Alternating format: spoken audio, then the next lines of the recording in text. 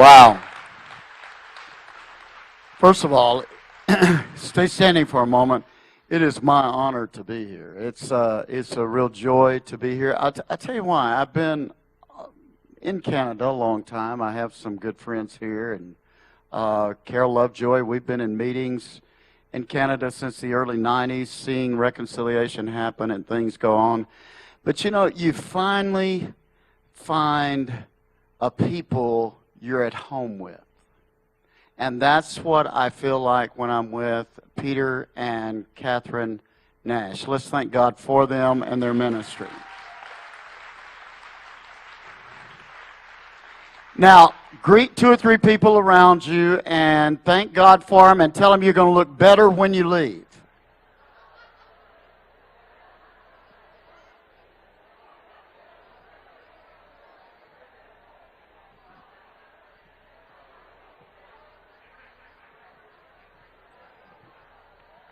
Amen. You may be seated.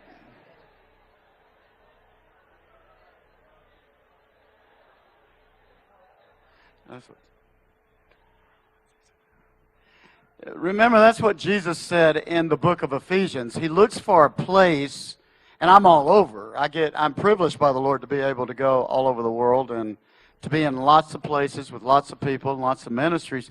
But Jesus looked for a place he was at home. And I think that's what he found when he was with Mary, Martha, and Lazarus.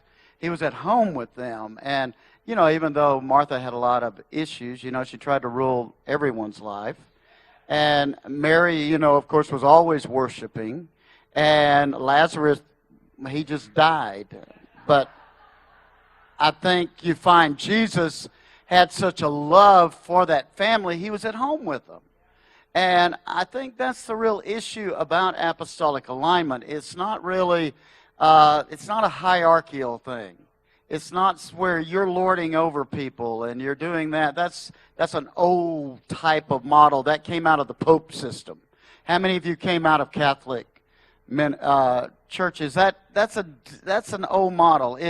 It was a model that got going in one direction and kept going until it ended up at its pinnacle, but that's not true apostolic ministry. True apostolic ministry is relational. And it's, yes, you know, apostolic is a gift and prophetic is a gift. I'll show you a little of that perhaps if we get to that this morning, but it's where you are in a clear relationship and you know that your gifts are necessary to align, to synergize for your future. And so tell somebody next to you, you have a good future. Now, I have a wonderful team that's been traveling all over the world with me. We have, this trip I think has been 58,000 miles. That just shows you what an extensive trip this was. And this is the 8th day of it. And I keep moving. I'm telling you, it's really amazing. But we started in Brazil for their national gathering, which I've been going to over the last 10 years and been in many of the cities of Brazil. And probably it was the best gathering I have ever been in Brazil. Let's thank God for the Brazilians. They, over the last 10 years, have had a new move of God in the church. And when I say that, churches have arisen all over the nation, and they're called the snowball churches. And they came from the Spirit of God leading many of those that were surfers and, next generation. They came into the Lord.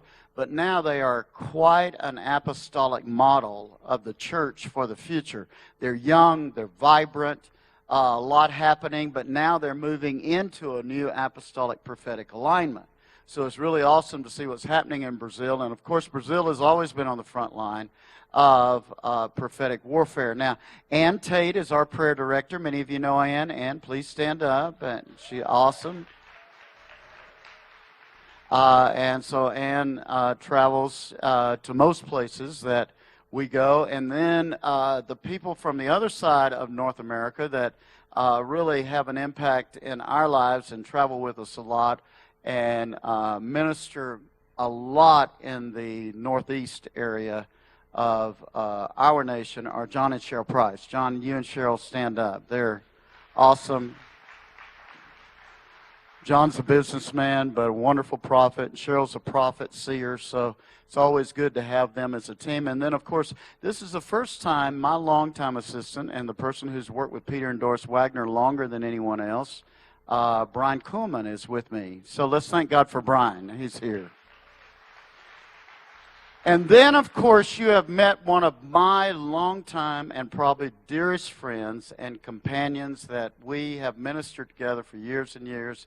And I travel all over the world and get beat up, and Barbara Wintrouble looks like she looks all the time. Let's stand up. Let's welcome Barbara Wintrouble here with you.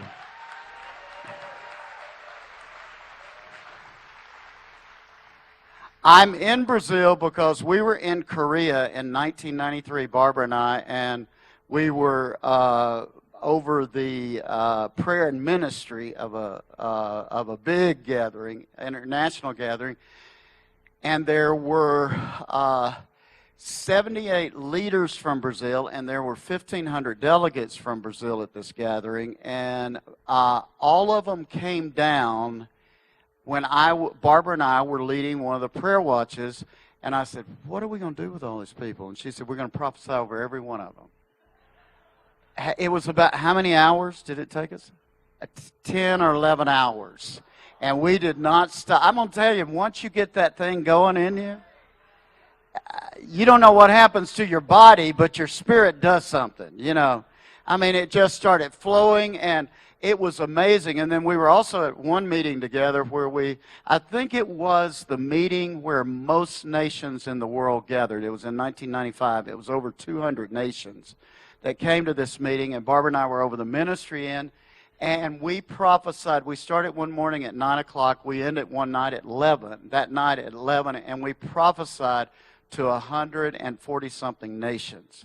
It was quite amazing. So I thank God for this prophetic lady that will count the cost to do anything that God requires her to do. And so it's been wonderful having a relationship with people like this and to be here with you. Now, I feel like this trip was important because it went from Brazil to Hong Kong for a trip for the first time in the history of the church since the 40s or 50s, where a platform was built for mainline China. And 4 of the 5 top leaders of the church in China came out of mainline China and came out into the public for the first time.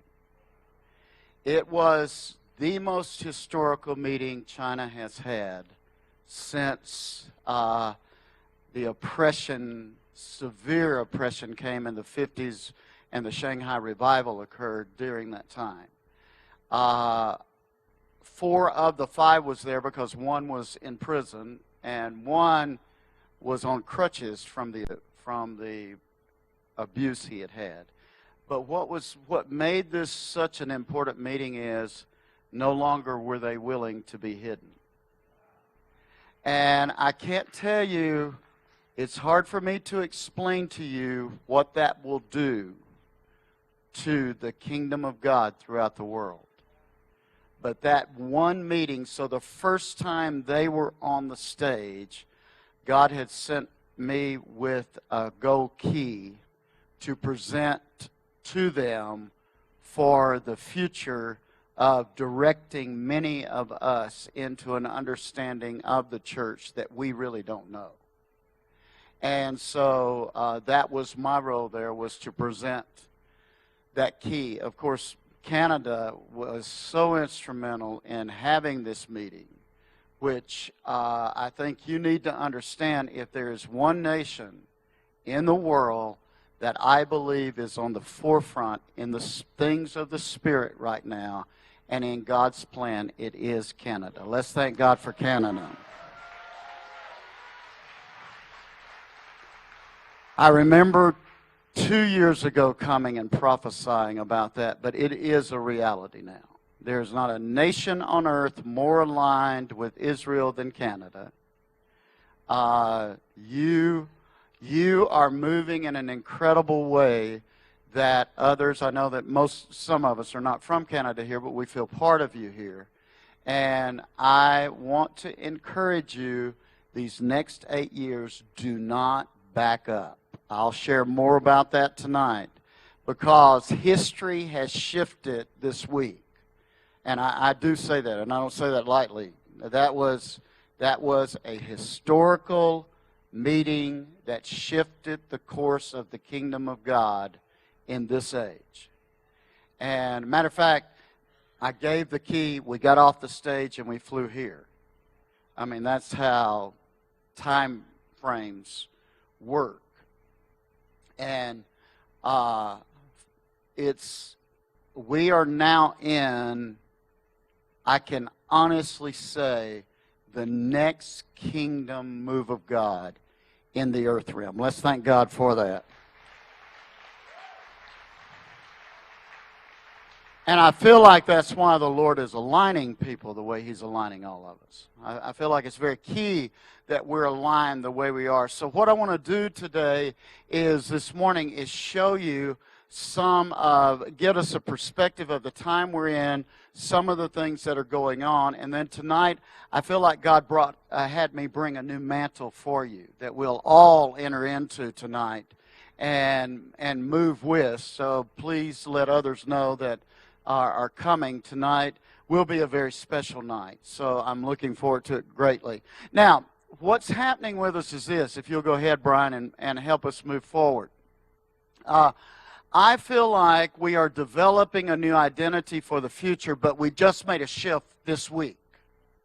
Now, hear what I'm saying to you. I live in the moment of what God is doing in heaven. We shifted this week, people. And a lot of times, I know we're walking through things and things are happening and we're in a process. Something shifted this week because I know the history of how God moves and when He shifts like He did in all of Asia. This was something Paul had looked for. You'll read about it in the Word of God. Paul had watched for what happened just 2 days ago in China. So it's really amazing that we are in this level of shift that we are in, and that produces a new identity. Well, identity is linked with who we are. It's linked with not about what we do particularly, but who we are. It's linked with our authority. It's linked with how we express ourselves in who we represent. And so I believe we are shifting into a new identity. You might have been good last season, but because you've kept following the Lord and even come to a meeting like this, something's happening in you for the future. Tell somebody, you might have been good, but you're going to be better.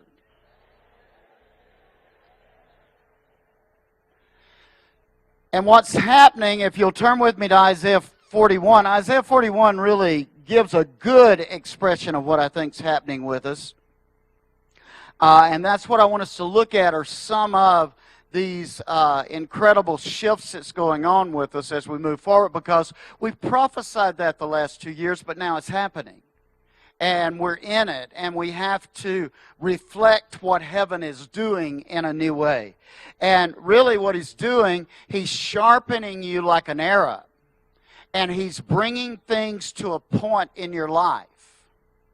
And He's also creating a new target for you. See, and because of that, He's saying, I must have an identity in you, and I must create you and reform you in a way so you will hit the mark for the future. And it doesn't matter how old you are. Doesn't matter how old you are, doesn't matter how young you are. This is a historical moment of shift. Isaiah 41 really explains it because a lot of us have gone through some hard things over the last season. Matter of fact, has anybody not? We're all in unity. Look at that. That's how easy it is to get us in unity. And in the midst of it, This chapter is about, even in what you've gone through, God assured His help would be there for you. We've experienced loss. We've experienced mistakes. We've done things and we've experienced blockades. And yet, God promised I would be there in the midst of it. And then He gets to this place with Israel, and He says, "You're my servant." Then He says, "Fear not," in verse 10. "Don't be dismayed. I am your God. I'll strengthen you. I will help you. I will uphold you with my righteous right hand. And behold, all those that were incensed against you and all those that tried to bring you to shame in the last season, you're going to look around and they're going to be gone." See, there comes a time where the warfare of the last season is over. And once that warfare is over, you are ready for the next war. Tell somebody, I'm getting ready for my next war. Tell them, I'm tired of the last one. I'm glad it's over. All those that have strived with you, this is how God works. I'm going to let them perish. I'm going to let them move on. And I'm going to move you forward. And He says here, "You shall seek them and not find them." Those that contended with you in this past season will become a non-existent thing. That is a word to some of you who have had infirmities and diseases. You need to say, wait a minute, it's time for that thing to leave. And move on. And then it says this, "Fear not, you worm Jacob." Now notice He's going back and forth with the identity of what He's doing. He's already called him Israel, and He's saying, your last season's going to end, and I'm going to end your enemies with it. But then He comes back to who He is in present form. See, God's not in time like us. It's not hard for God to go back into your history. You can't, this is the thing that has been really a fallacy of the identification repentance movement. You can't go back in the past and redo something. That isn't how it works with God. That isn't how time works. Time is a circle. I've got several books out there that you can get. God goes back in time because God's not in time. He can go back 400 years. And God can then bring some bad situation in your past. Your past is there, but you've moved on. You're in the present now. And you can't live in your past. If you live in your past, you are out of time. Now that's how simple that is. Or if you keep trying to go back in your past, I'm going to tell you what you get in when you do that. You get into spiritism. Because you're crossing over a timeline and a bloodline that you have no business crossing over, but this is how God works with it. God will bring your past and set it in front of you in your present. So it looks like you've gone back in history. It looks like you're dealing with something that occurred hundreds of years ago or even 10 years ago. But you're really not in the past with it. You're in the present with it. And I'm telling you, if you're over 70, you need to really understand this principle. And what He does is He sets it in front of you, and He says, now, since that situation that was so bad back there is in front of you, let me put that right now in front of you. That which was so far back there in the past was really such a problem to you. Let me now set that in front of you, and you step on it with your present alignment with me and reconcile it. And once you step on it and reconcile it, I'll open up your future. Because you can't see into the future till you reconcile this instance from another season that really had a major violation in your bloodline or in your territory or in that which you are a part of, your industry, but I'm going to set it in front of you. Now, the only way you can go into your future is reconcile it. Doesn't matter if it was a 400-year ago atrocity that happened to the native people. It's not going back in their past to do it. It's setting it in front of a group who's willing to deal with it today so they can get into their future. Say out loud, I'm going into the future.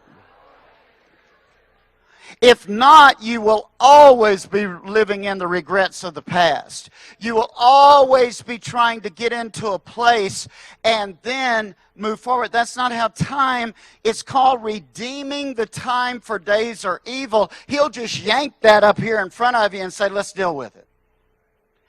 Now, the only way you can move forward is to deal with it.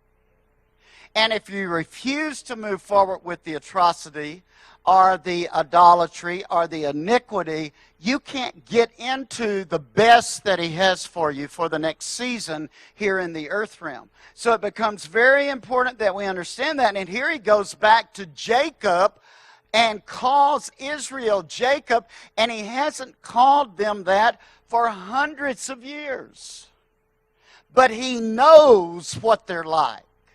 He knows that the identity of Jacob is still in them. And they haven't fully dealt with something that they should have dealt with in the past season. So he says, fear not, you worm Jacob, you men of Israel. I'm going to help you. I am the Redeemer. I will make you a new sharp threshing instrument with teeth. In other words, you still have a portion of identity in you called worm. But I'm going to cause today that worm identity of you to be dealt with, so when you move past it, you are so sharp and so threshing that the mountain that you couldn't get past as a worm, you'll get past it by being the weapon for the future. Tell somebody, I'm moving on past into the new. This is a shifting paragraph and a shifting major prophecy in history that occurred here in Isaiah 41. So that's the type of thing we're in right now. He's going to take that thing in you that really got messed up and your identity couldn't form out of your circumstance in the past season, and you got stopped and you couldn't get over the mountain as a worm, and he says, wait a minute, because things have shifted, fear not, I'm changing you now, and you will thresh that mountain down, it will fall, and you will keep going. And one of the reasons we align is sometimes it takes us becoming one with those that have different types of gifting and DNA, so our DNA comes alive, so all of a sudden we have the energy to keep going. See? And you know you're with the people that can help you keep going. Now, with that, you've got to watch for those moments in your life. There are moments for God's redemptive plan that happen in your life. That's why when you come to a gathering like this for a week, you have to say, Lord, I'm watching for the moment. You've ordained this time. See, I started working into China in 1980. I was in the Baptist denomination at that time. And we knew it was the time, and there was a small open door into China. And when the Baptists decided in that they did not want to work into the closed countries of China nor of Russia, our Soviet bloc countries at that time. So I had to make a choice because God had met me sovereignly, come down and met me on December the 31st, 1983, during the night. That was how sovereign it was. And said, here's your assignment. And I had to make a choice. Did I keep aligning with that structure? Or did I have to make some sort of choice to let God give me creatively how to do what I knew he was saying to do? And so by choosing that, that's really, it wasn't me being crazy and speaking in tongues and doing all that, which I am. But they some way could tolerate that in me, but not shifting the mission thrust. So really, that directed me out of the structure. So we actually had a team in China working with the government, a think tank team, in the 80s till Tiananmen Square occurred. They were in Beijing till Tiananmen Square occurred. Now, notice you have to keep watching for that moment in time, because everything God said back in the 80s, I had not seen it fulfilled. Everything he said he was going to do, and even being connected at that time, I never had seen it happen until from Canada I got invited to go to China. See? And then all of a sudden, the moment I had been watching for occurred. Now this is 2012. That's a long time to wait. But look at somebody and say, God can outwait you. He's still waiting on some things. See, he's not in time. So what you have to do is know the moment that he says, this is that. You watch for it. You move into it. Sometimes it's just simple. You hear an altar call, and you know if I respond, everything changes. See, Barbara and I were in Malaysia. It was one of those historical meetings. It was in 90-something, 97, I believe it was. And the person ministering gave an altar call for missions for the future. And the Lord said, you go now. Well, I'm one of the guest speakers. I'm the first one in line up front to commit, to move forward in a new way. You see, you have to watch for your moment to respond. See, God is sovereign. He's not in time, but you are. Now, some of you, you know, the Lord says you've been around since the foundation of the earth. Tell somebody next to you, you still look okay. I mean, you've been here a long time. See, he's not in time. You are. And some of you have been here for a while. But there's those moments where you have to respond, and then everything changes. That's what you have to be watching for right now. The next generation must understand this. I think it's the one concern I have for the next generation. They must know that God is watching their response. He's watching how they connect. He's watching how they respond so that he can activate the DNA that's gone before them in them and then make it come alive for the generation ahead. See, that's how God works.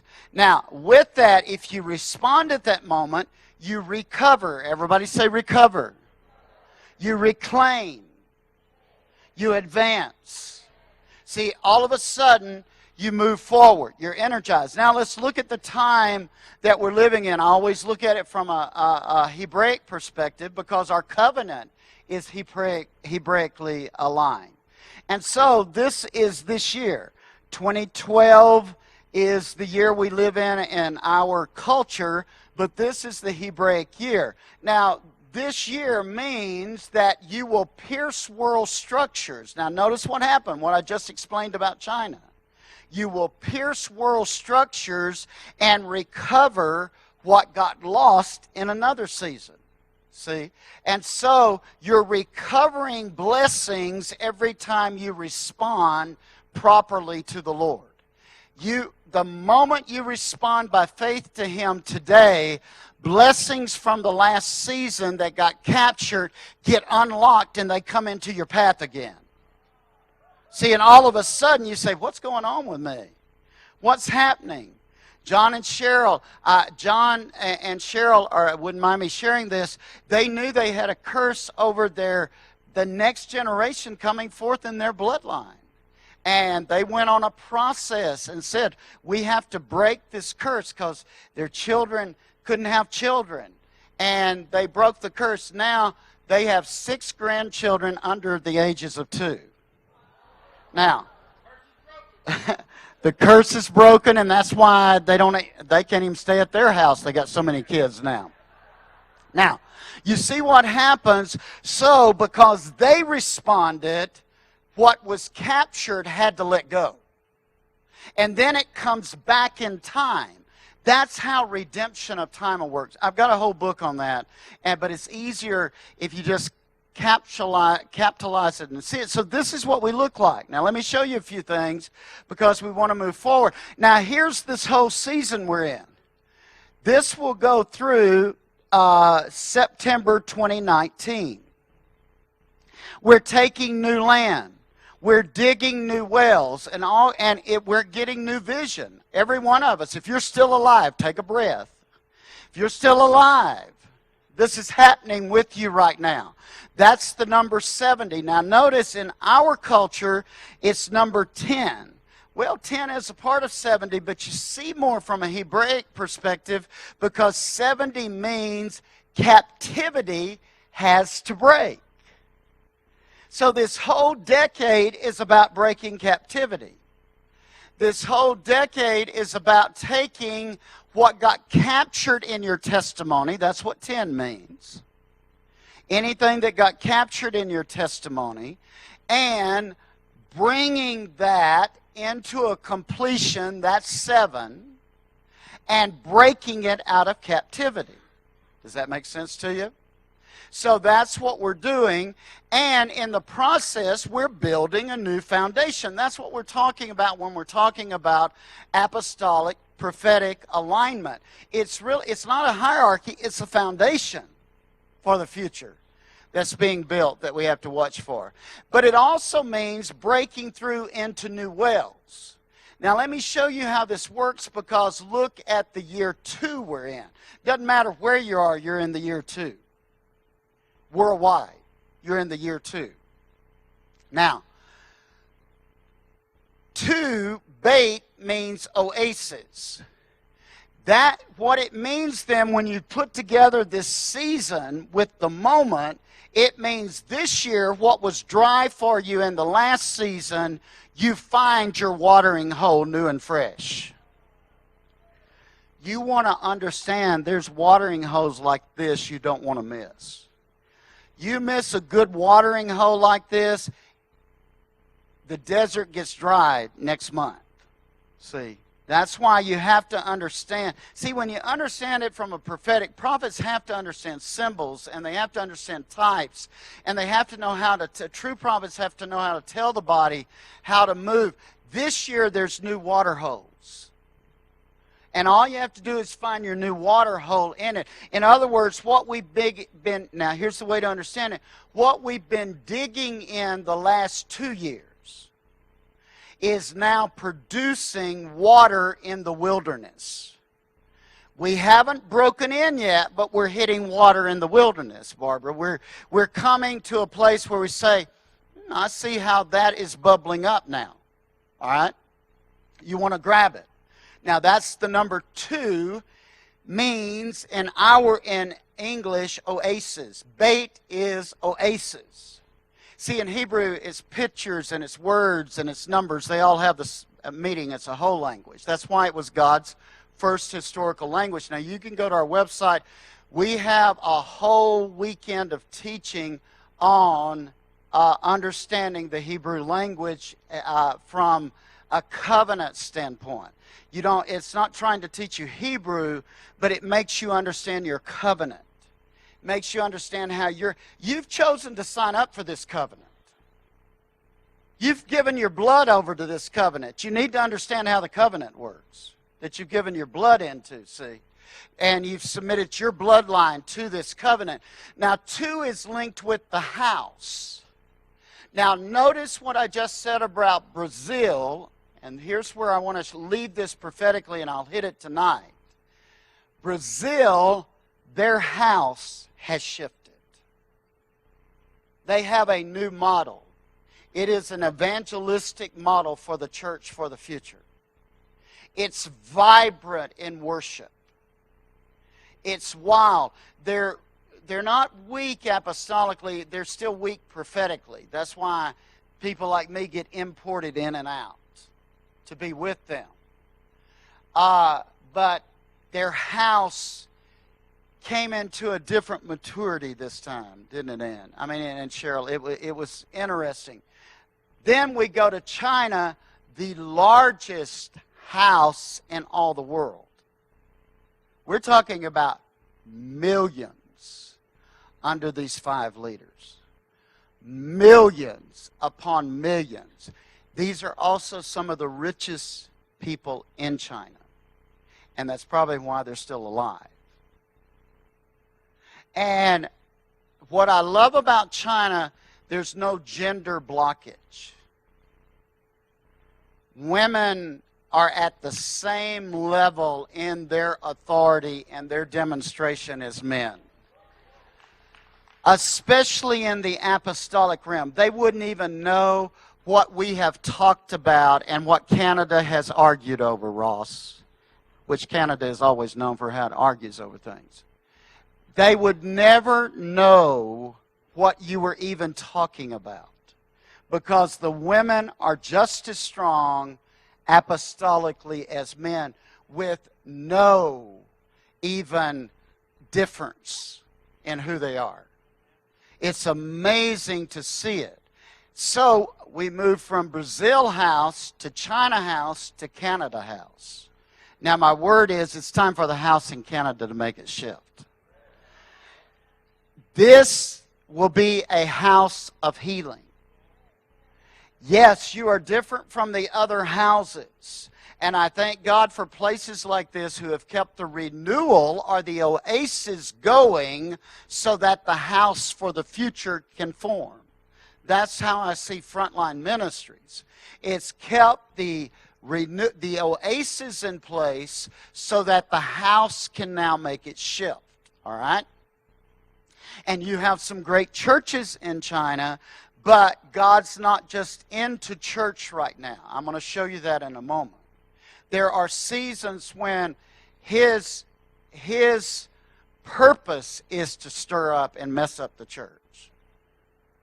He makes sure He messes it up because it doesn't reflect His house. See? It reflects an institute of worship that once was His house that no longer looks like His house. So He has to just stir it up and move it forward. Now, so that gives you an idea. So in this year, what we're going through, the house must pierce through the conformity of and create a new model in the world. Now, there is an openness for us over the next 2 years and 4 months to create a new model for the world. Now, hear me. There is an openness. Then that openness starts closing, and after 3.5 years from right now, you're going to find that the identity that we had an opportunity to create, you're going to find entire territory stifled in last season. You don't find that here because you have aligned people who say, we will create this new identity. So this is what's happening with all of us. This is why we're all going through things. This is why we're saying, what's going on with me? I don't understand who I am. Tell somebody next to you, that makes a lot of sense about you now. I really feel it. See, you know why you've been confused. You know why you've been saying, what is happening with me and what's going on? Why am I having to worship like this? And why am I trying to find a place to worship? And why do we just have to meet at the Sheraton? Well, because we're going through this incredible shift, and I'll share, I don't know if I'll do it this morning, but sometimes while I'm here, I'll share the 8 major warfare fronts that we're running into in the shift. Now, let's look at it while we're here, because in it, see, you're forming. Go ahead, Brian.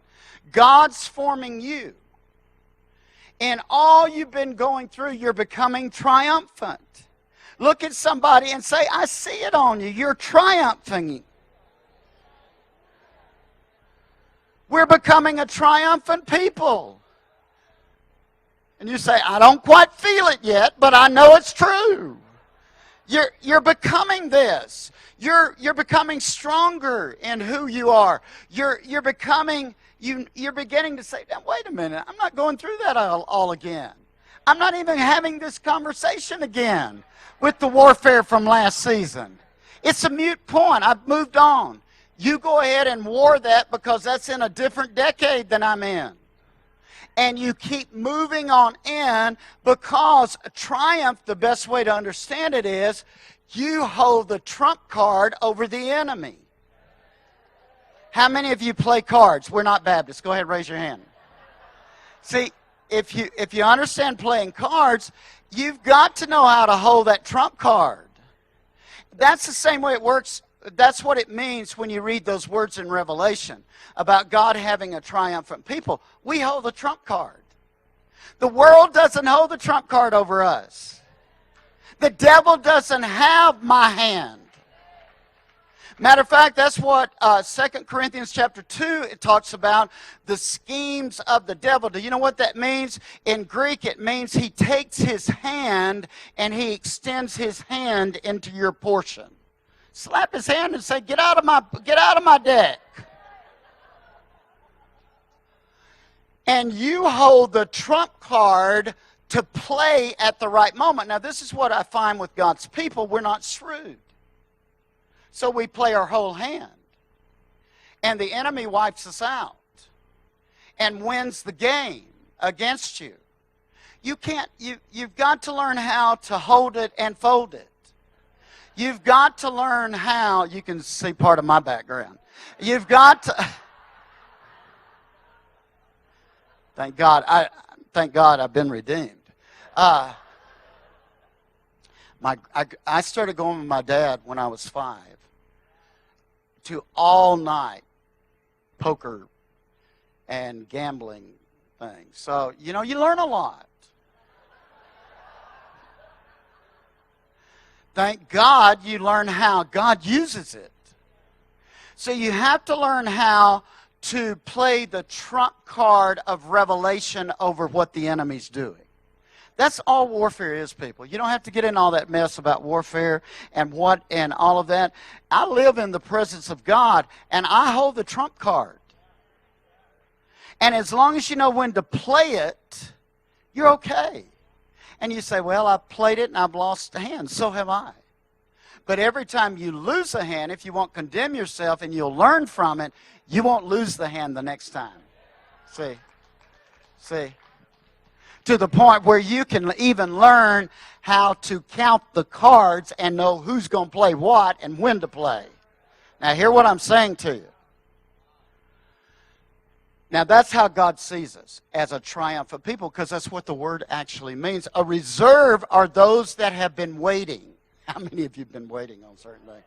See, that was what made 2 days ago, I think it's been 2 days because we flew all of it. 2 days ago, so incredible. I had been waiting so long, since 1989, to do that.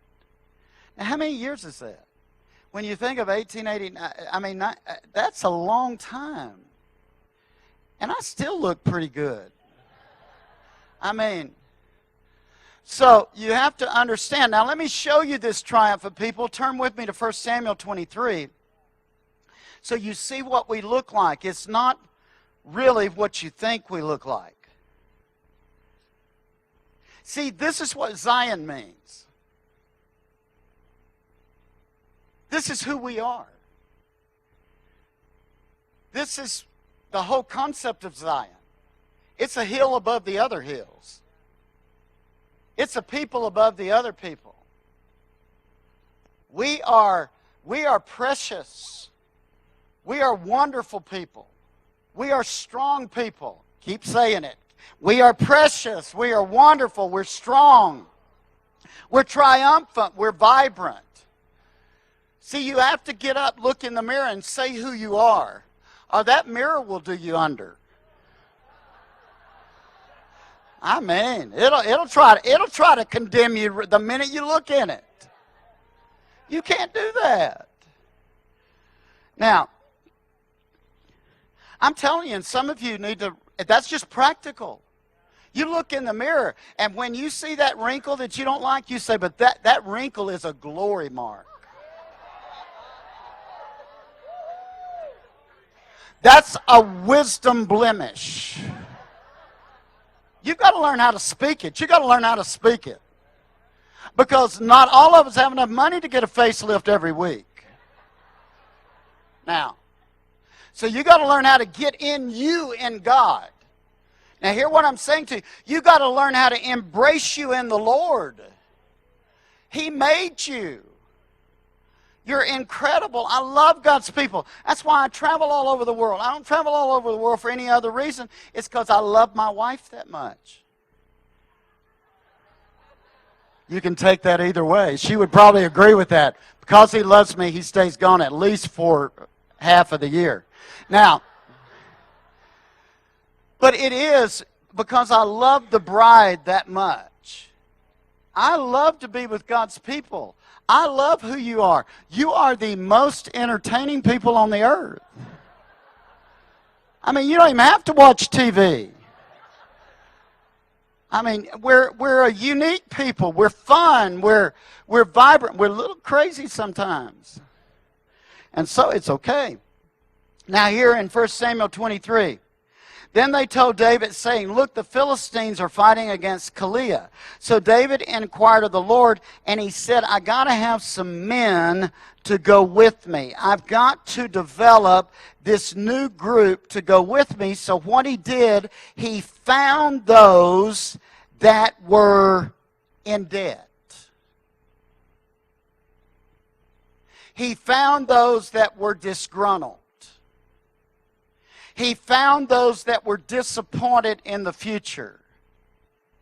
And that's what became the triumphant reserve. Throw your hand up and say, I qualify so far. I mean, I'm right in this group. See, it's not people who have it all, because you can't, that doesn't do it. Now, your bank account does help if you got something in it. But that's not what does it.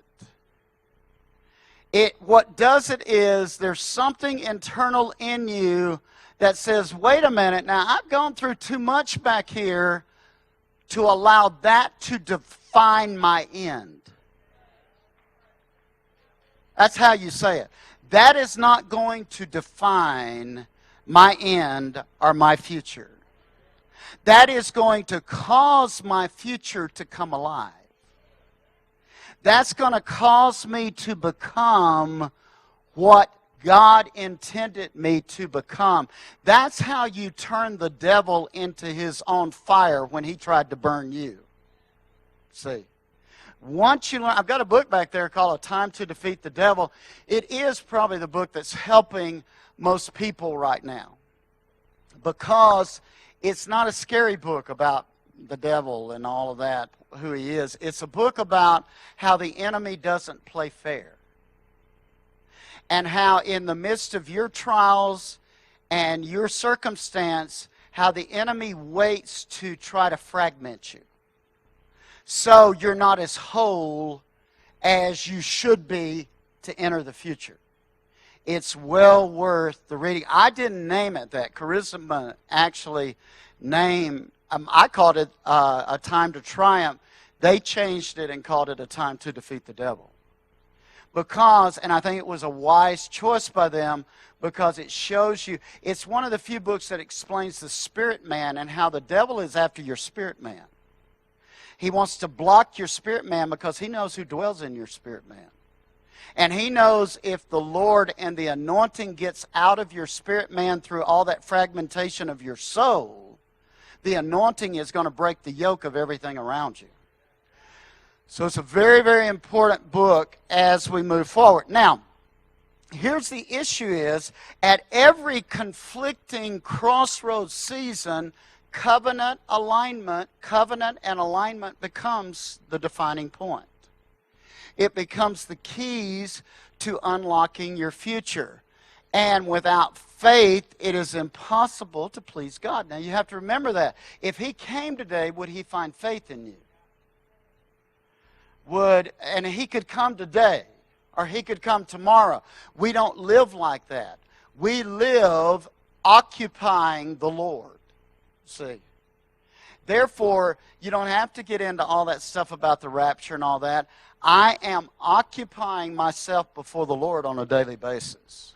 And I am in communion with him on a daily basis. I'm not worried about doing anything or escaping or moving or doing any of that because I'm in such alignment with him today. If he comes back today, he's going to find faith. And he's going to say, well done, my good and faithful servant. You've done everything I've asked you so far. Now go with me. That's all I try to operate in. Don't make your life don't make it too difficult. Don't make it too complex. All you have to do is to do what he tells you. Now, let me give you one example of that, because a lot of people don't know how to move with the Lord as he begins to move forward with them. And so, David knew the men he was looking for. He knew the people he was going to have to move into the season with, and it wasn't who you would have thought they would have been.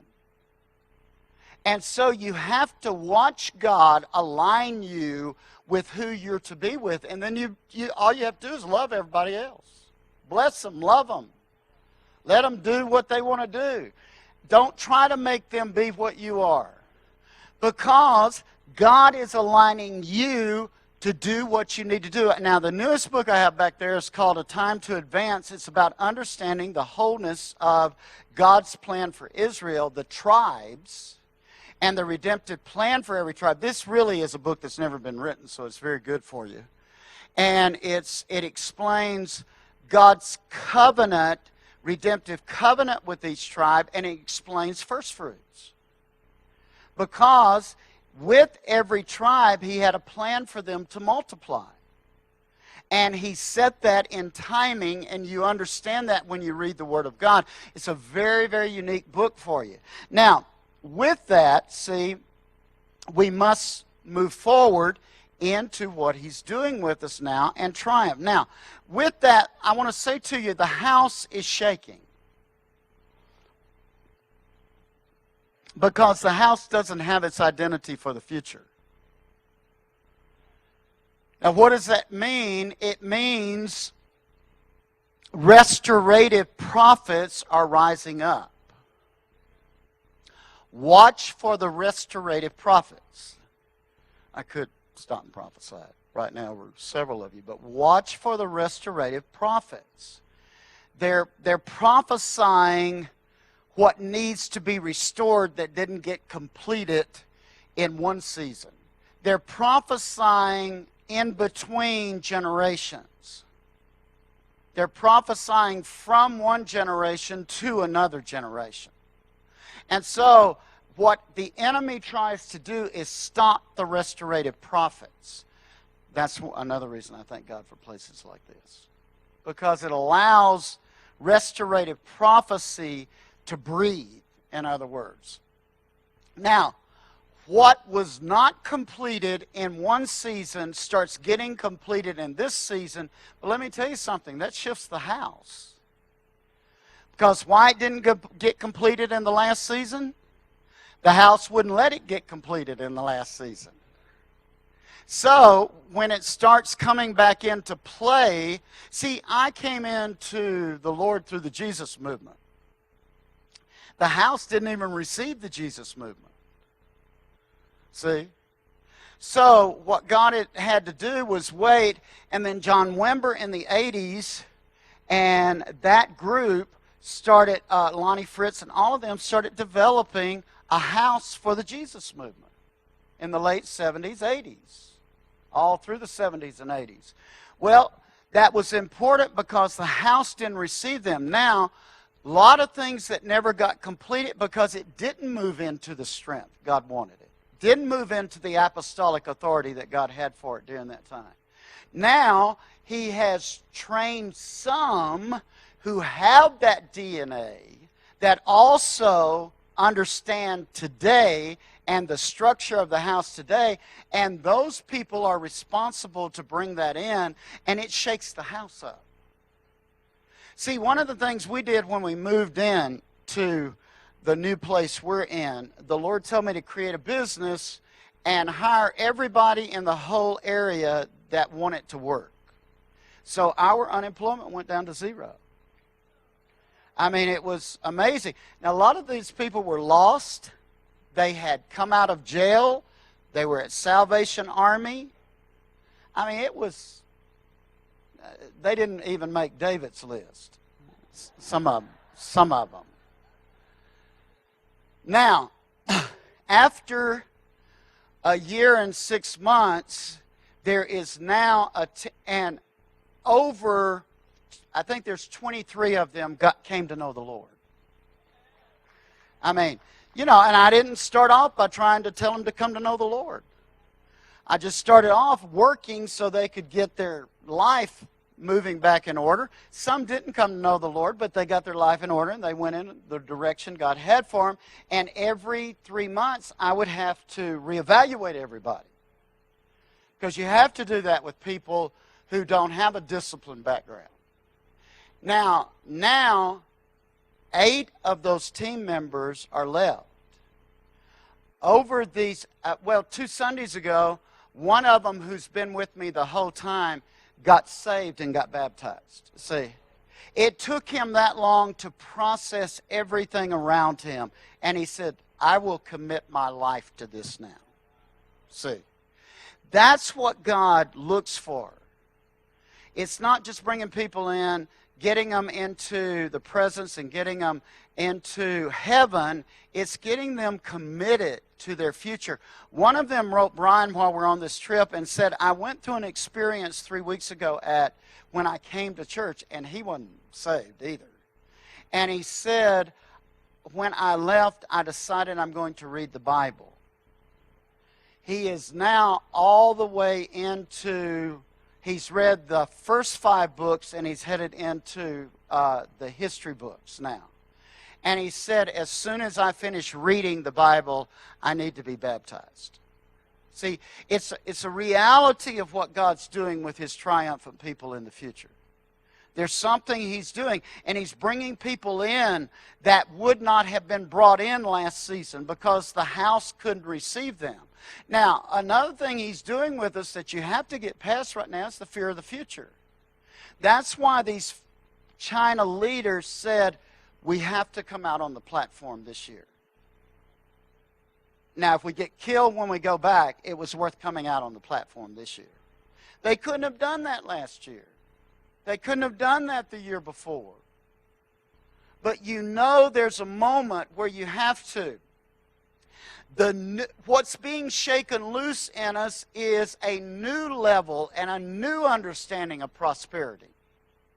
Not a way of that we've had in the past of even giving. We have to understand the concept of prosperity. Now, I do have a book overdue that needs to be finished by next month called A Time to Prosper. Prosperity is not what we think it is. And we have to come into walking prosperously in the earth realm. And it's not about money. Even though material goods follow you once you understand prosperity. See, so we've got to understand that's being shaken loose for the future. Now, I've written a lot about that, about what's happening. Now, also, there is a divine return going on. Now, this has a double meaning to it. It means things you invested in one season, they're coming back to you right now. And if you're not watching for those things you invested in one season, you're going to miss them when they're coming back in a different form. See, Jesus came back in different forms. We find that. You can look at Mark chapter 16. He came back in different forms. They couldn't recognize him. His disciples who had been with him 3 years couldn't recognize him. The women could recognize him. You know why? They knew him. They knew his spirit. And the minute the gardener spoke, they knew it was him. See, he didn't have to have the same form. This is one of the most important principles to understand. Now, another thing is, there's this promise, but this dual thing is things are coming back, but it also means people who have left and gone in the wrong direction, you can call them back into place. Because there's this divine grace of the Spirit that will make sure that your prayers... See, don't get tired of praying for them. You've prayed for them long enough. Some of you have over-prayed for certain people. Call them back into place. Loose the word of the Lord to them. And let that word hook into that's planted in them and drag them back into place. See, that's very key.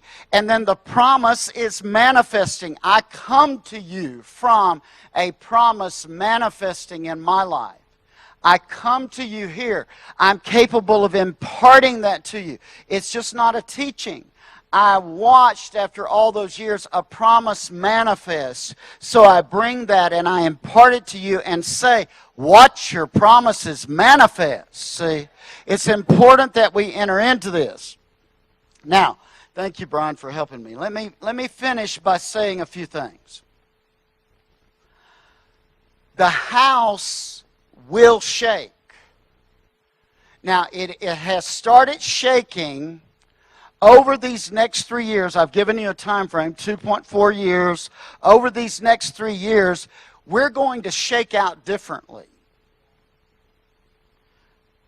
You know, have you ever I bought one outfit one time, and it was all rolled up in this little container, and when you undid the container and shook it out, it was actually big enough to fit around me. See, that's the way this thing looks. It looks different. It's shaking out in a new way. Now, here's some principles for you that I want to leave with you, how Jesus operated.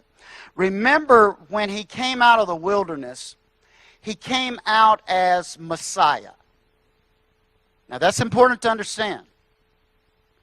Because he was a carpenter in his identity, even though he was God. He was known as the carpenter. Because his dad had taught him to be a carpenter. Now, he was special, and he never sinned. I have not had a kid like that. Maybe some of y'all have. But he was God, but he still had the identity of a carpenter until after 3 years he went out to be baptized by John. And when he showed up to be baptized by John, John said, I don't have to baptize you. I know who you are. Jesus said, unless you do this, I can't fulfill all righteousness. I think that's what the body of Christ doesn't understand about submission, Peter. I don't think they understand. You're going to have to submit to some things that are necessary for you to submit to before you move forward. Jesus could not move forward till he got baptized.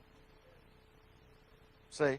And so, when he did that act of baptism, and John baptized him. See, and here was the reason this was a problem. John's baptism was only linked with repentance. Well, he didn't have to repent. He had never done anything wrong. He had never had to change his mind. He was man, but he was God. This is what the Jews have a hard time with, is him being God in man. They don't have a problem with him being one of the greatest men on earth, just like Moses. But they do have a problem with him being the incarnate God. And he had never done anything, but he had to enter into that repentance. See, you're going to have to go to some places, and you're going to have to be with some people, whether you want to or not. If you want to move forward into what God has for you, you're going to have to realize, I might have to leave my present church and go over to that wild meeting they're having over at the Sheraton. And if I don't do it, I'm not going to go anywhere when I get back. See? That's why you have to understand that, or you never get into the move of God. See? And it doesn't mean you have to leave your church, but it does mean you have to go.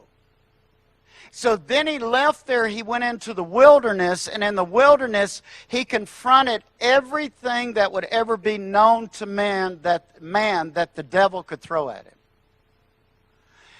The adversary could ever throw it to you, he confronted it. And it took him 40 days to complete that.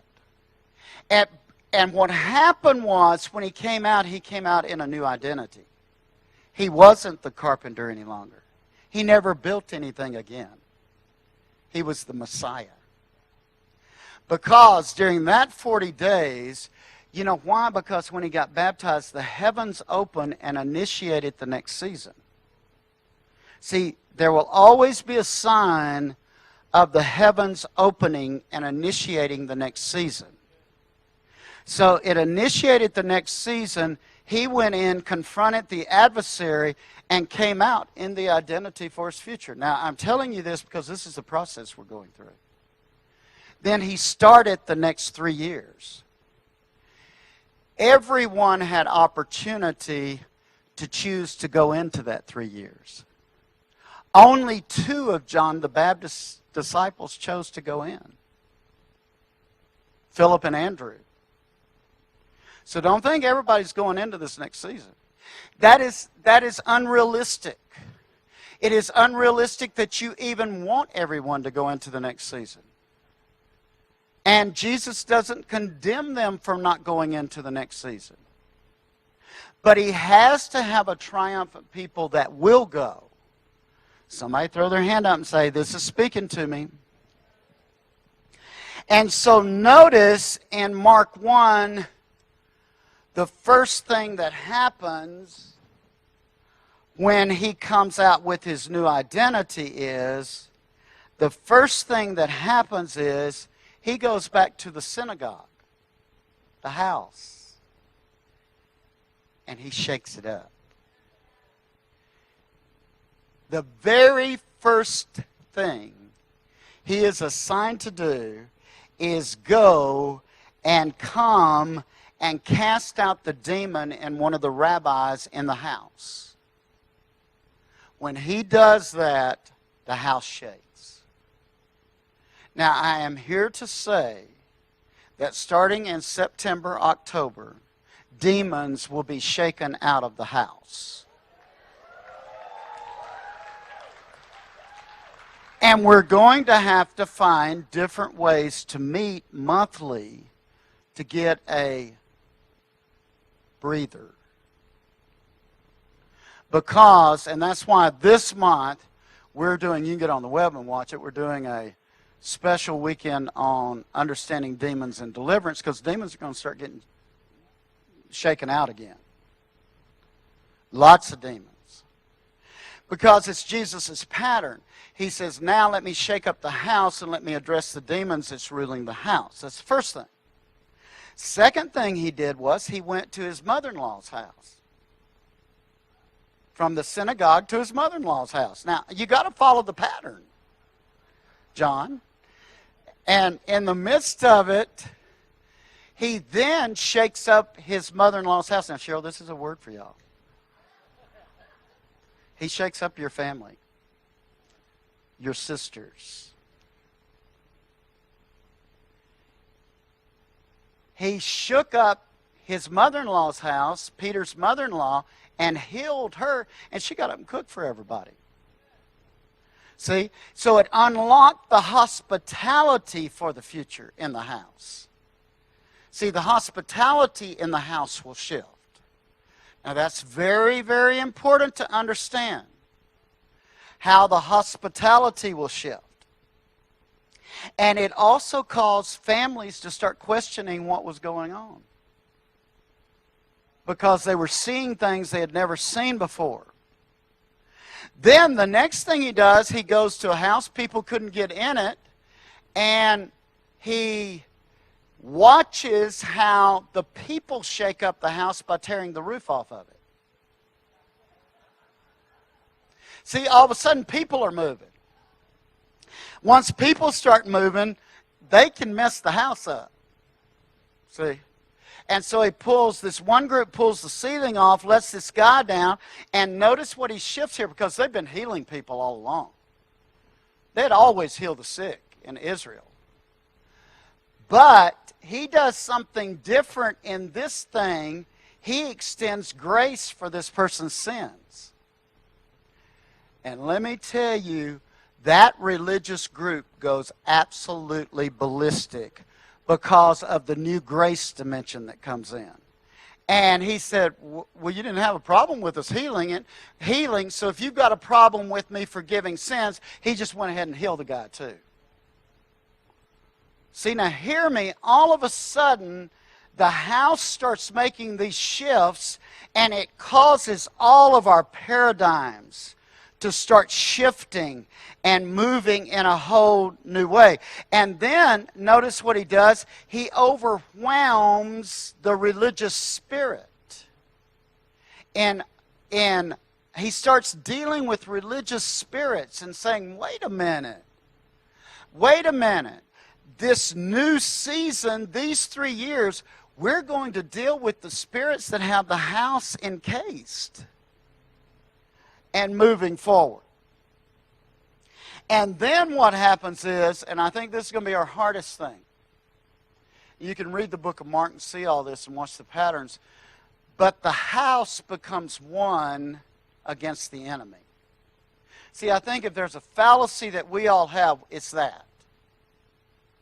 We're not one against the enemy. Now, I do want to say this to you. The church in China, when they all showed up, 9,000 coming out of mainland China, risking their life to cross the border, the first note of worship, all 16,000 were one. Now, hear what I'm saying to you. It shows you how far off we are. The moment the first note sounded, we moved as one. We resounded as one. The Spirit of God made us one. It's hard to describe it, what that looked like, what the feeling was, how it penetrated you.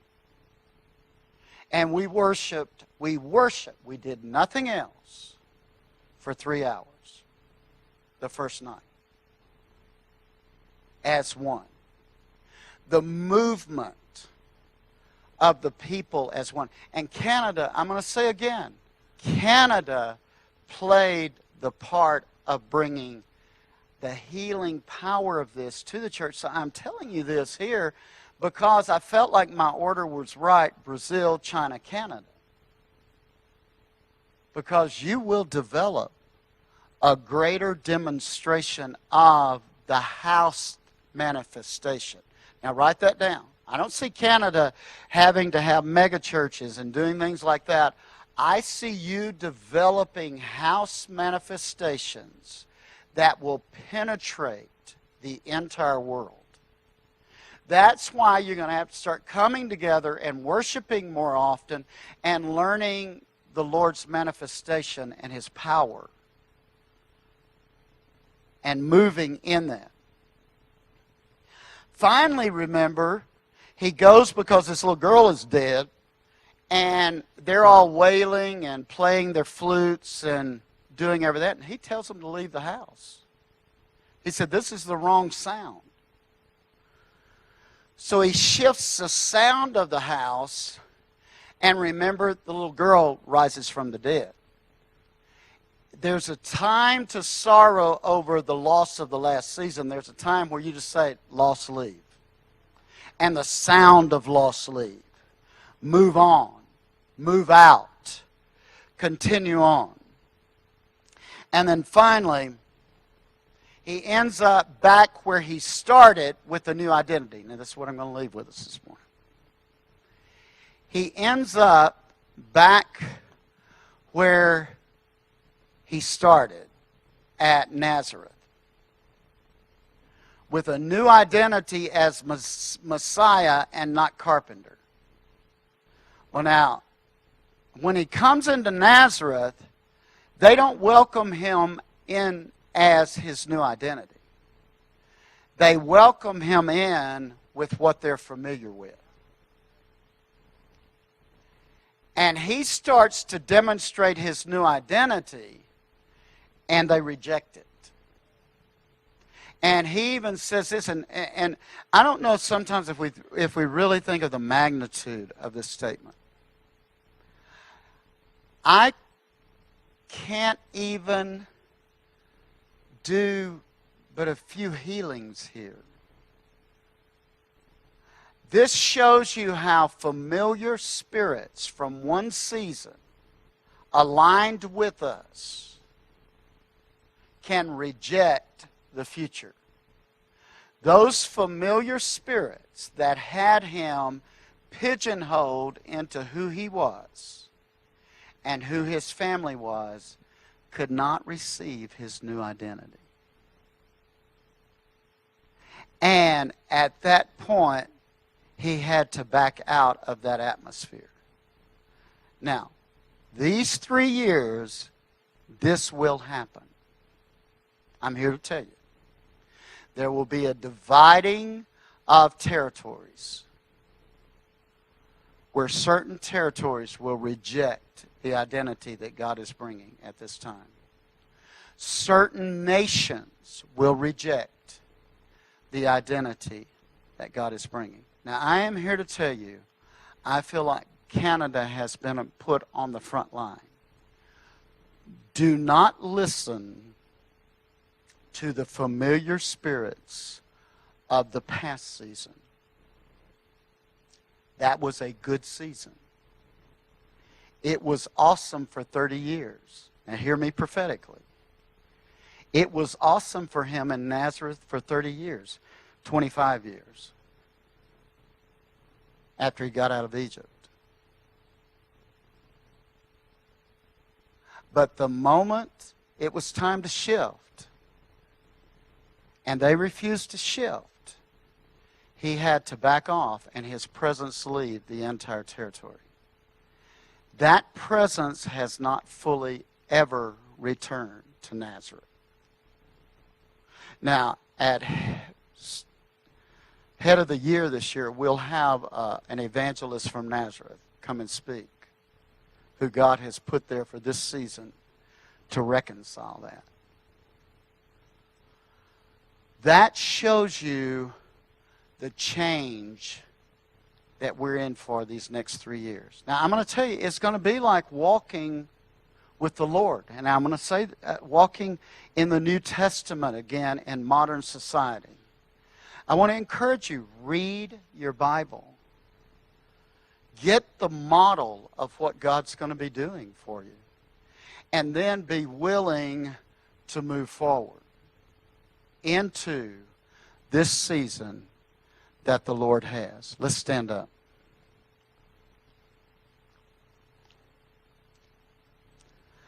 Now, Father, right now, by the authority you've given me, there's several things you want me to do this morning. First of all, I expose the voice of the familiar from the past season that's speaking to any of us in this room. Now just lift your hands. I say the voice of the familiar that would attempt to blind or turn away anyone in this room from progressing into their new identity. I speak to that voice and I say, you're exposed. I say right now that that voice will be able to be captured as it whispers the familiar. I say even the voice of the familiar in the next generation that tries to rear up and speak or cause a generation to rebel, I expose you in Jesus' name. I set a bloodline over this place and this people and the movement that it represents. And I say the movement of this people will now increase dramatically. I say the movement coming from these meetings this week will increase throughout all of Canada.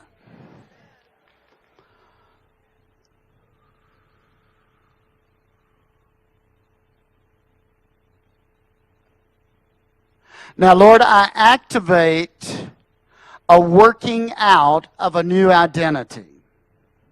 I say shake out and sharpen everyone in here. Now, some of you, you've had a hard time remembering things. You're having a hard time getting a grasp on things. You're having a hard time reading and absorbing what the Word is saying. Right now, if that's you, you wave your hand. God says, I'm gonna break that off of you right now. It's gonna come alive in you in a new way. And Lord, I say a new sharpness is now released.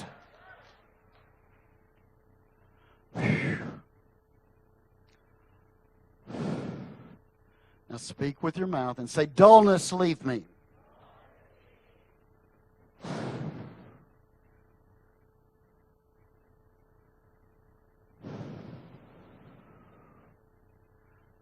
Now, Lord, the third thing I feel like you're saying to release this morning are new manifestations. Lord, I ask for a stirring on the inside to sense new manifestations of your Spirit. Now, I want you to turn, I want you to pray with someone and decree that their discernment of the new manifestations in their midst will start coming into a new aliveness. That what they discern, and when they start moving with discernment, there will be an aliveness that comes, and all of a sudden they will start saying, something's going on. Something's going on. Doesn't matter if they're at the grocery store, doesn't matter if they're in a meeting, doesn't matter if they're driving, doesn't matter if they're working. I say all of a sudden there's an aliveness that the manifestation of God's presence is doing something new in our midst. Decree they will be aware of the manifestation of God moving and doing something in their midst in a new way. Oh!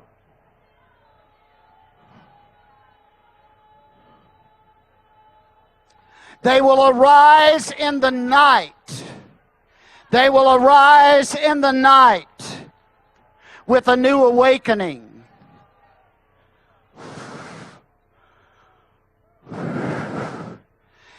Now decree a new seer anointing over them for them to see the Spirit reforming things. A new seer anointing. A new seer anointing to see what the Spirit of God is forming. Their eyes will acknowledge that is a movement of the Spirit. Now break off the dullness of hearing so they can hear manifestations.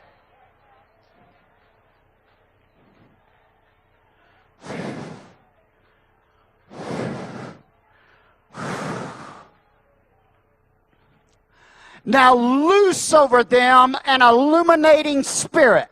Just call it that. You don't have to understand it. Loose an illuminating spirit. An illuminating spirit.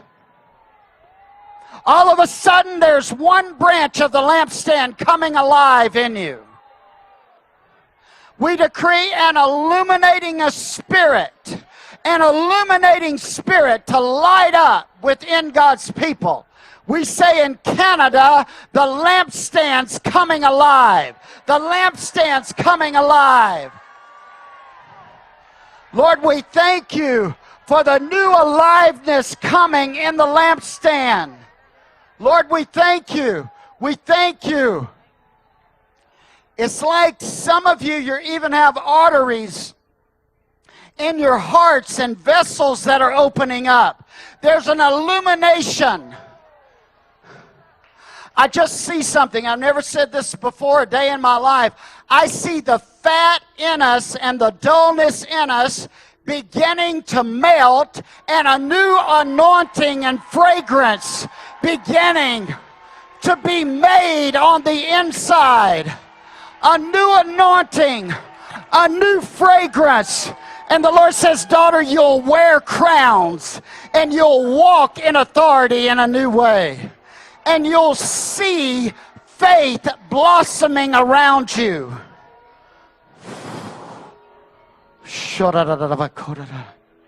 Lord, we receive what you're doing right now. We receive what you're doing right now.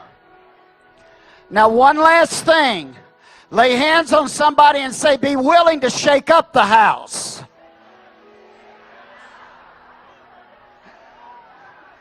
Be willing to shake up the house.